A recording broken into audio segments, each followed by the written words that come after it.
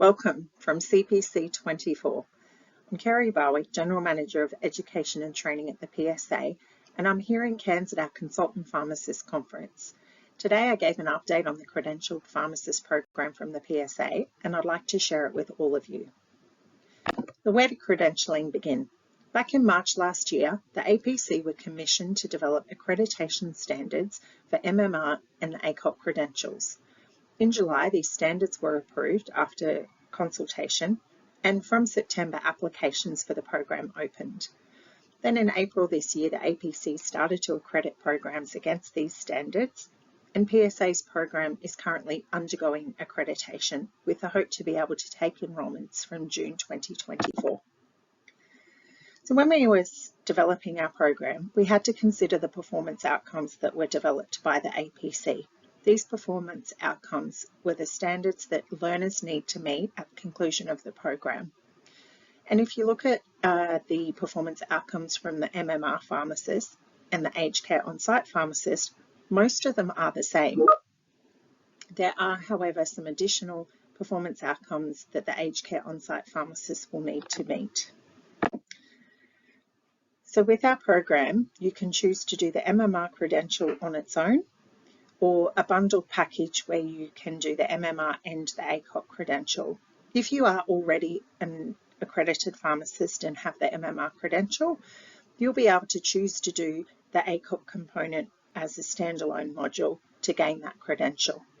The other benefit with the PSA's program is that the ACOP credential also has built into the program a unit of competency that's nationally recognised training. It's part of our graduate diploma of advanced pharmacy practice, and that's provide on-site pharmacist services to residential aged care facilities. That ACOP credential is a requirement for the aged care on-site pharmacist role, but as was announced today, there will be a transition period that pharmacists are allowed to be undertaking that credential, but you must have the MMR credential to do that role while you're getting your ACOP credential.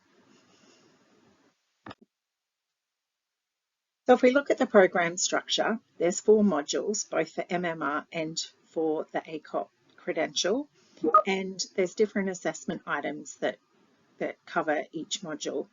What we've done in our program is make these as true to life as possible using case discussions, simulations and OSCE style assessments. For the ACOP credential, there is a requirement to undertake a site visit and a reflection activity at the end of that visit.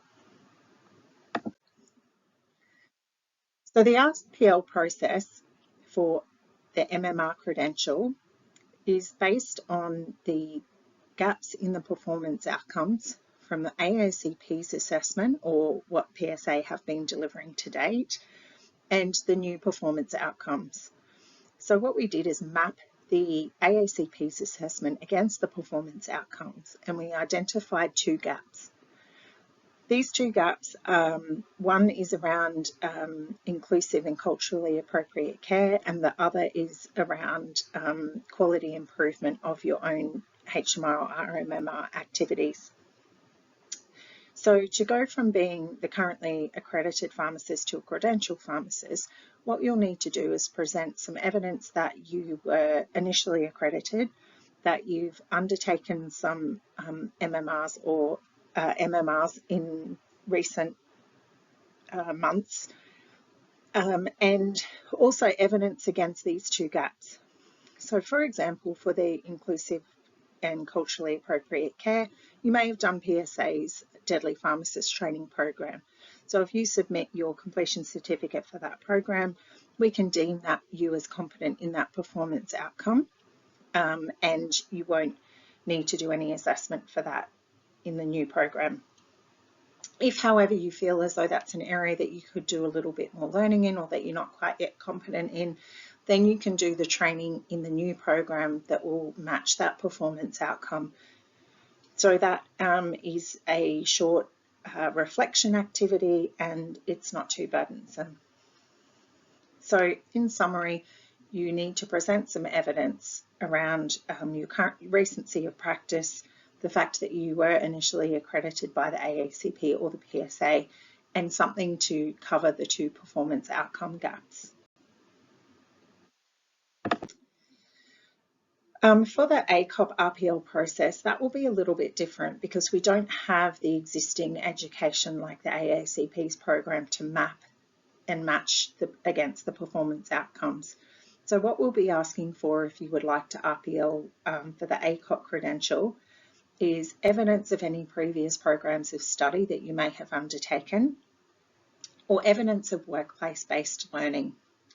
So that might be, for example, minutes from a MAC meeting or something like that. And what it needs to do is display or show an assessor from the PSA that you've met all of the performance outcomes as stipulated by the APC. If once the assessors looked at all of the evidence, there are still some small gaps in those performance outcomes, then what we can do is get you to do the assessment in the new program that's mapped against those performance outcomes.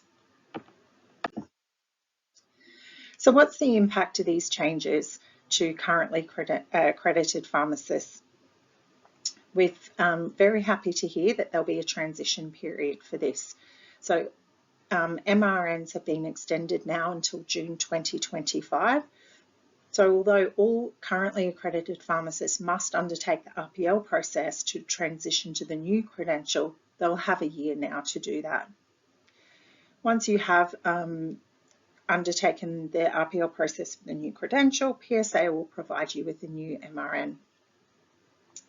And as was announced today, there's also a transition period for the ACOP credential. So while it's a requirement for working in the aged care on-site pharmacist role, as long as you've got the MMR credential, you'll be able to start that role and work towards gaining your ACOP credential.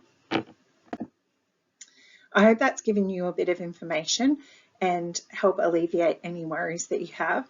But if you do have any other questions, just email us at accreditation@psa.org.au and we'll be able to answer any questions that you have.